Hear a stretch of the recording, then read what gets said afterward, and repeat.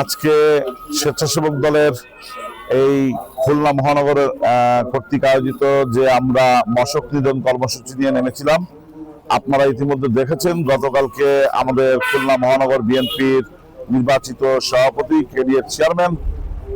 জনাব শফিউল আলম মনা ভাই উদ্বোধন করে দিয়ে গিয়েছিল এবং সেখানে আরো উপস্থিত ছিল আমাদের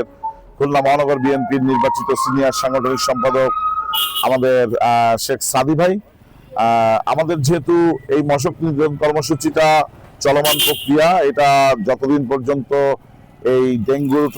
প্রকোপ খুলনা থেকে না কমবে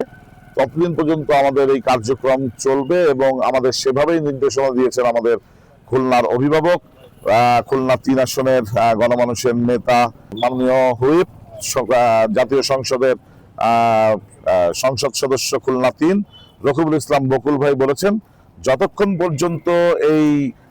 ডেঙ্গুর প্রকোপ থেকে মানুষ স্বস্তি না পাচ্ছে ততদিন পর্যন্ত আমাদের এই কর্মসূচি চালিয়ে যেতে এবং তারই ধারাবাহিকতায় আজকে আমরা ২৪ নম্বর ওয়ার্ড দিয়ে আমরা শুরু করতেছি এবং প্রত্যেকটা জায়গায় যেন এই ঔষধের কর্মসূচিটা অব্যাহত থাকে। আমরা আশাবাদী যে এই পরিস্থিতি মোকাবেলা করতে সক্ষম হব।